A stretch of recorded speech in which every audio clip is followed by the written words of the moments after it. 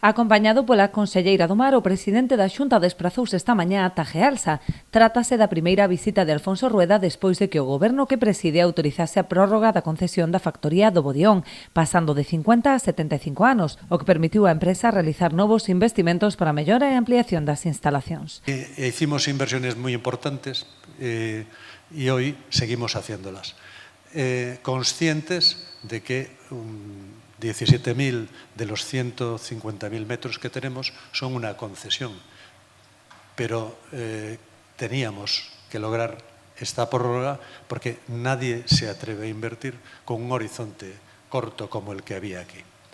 Y nosotros nos atrevimos porque teníamos confianza en el presidente de la Xunta, porque es un hombre que ha demostrado que, a pesar de ser inteligente y muy ejecutivo, es buena persona. Me decía Jesús que teníamos que estar aquí un día, pues eso, para comprobar cómo se sigue crecendo e tamén para poñer en valor esa decisión. Eu agradezo que nos dean a oportunidade de tomar ese tipo de decisións. Insisto, dentro do cumprimento estrito da normativa non hai que ter ningún medo a intentar consolidar os que apostan por seguir creando riqueza. Porque, senón, ademais, hai que entendelo, e isto vale para calquera iniciativa empresarial, estou seguro que, bueno, él lo decía, si as administracións non acompañamos con decisións valientes as iniciativas empresariais, o que pasará é que ou non farán eses investimentos e, polo tanto, non seguirán crecendo e creando riqueza e postos de traballo ou os farán, pero noutros lugares.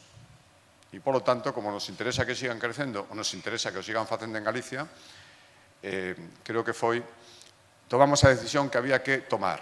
Tanto o presidente do grupo empresarial como o alcalde de Boiro quixeron agradecer a aposta da Xunta por esta firma, que constitúe un dos principais motores económicos e de creación de emprego non só do municipio, senón de toda a comarca. Que a renovación desa concesión a esta industria aquí no Bodión por 75 anos é unha gran noticia para Boiro, para a nosa actividade económica e tamén, como non podía ser, para a xeración de emprego no municipio.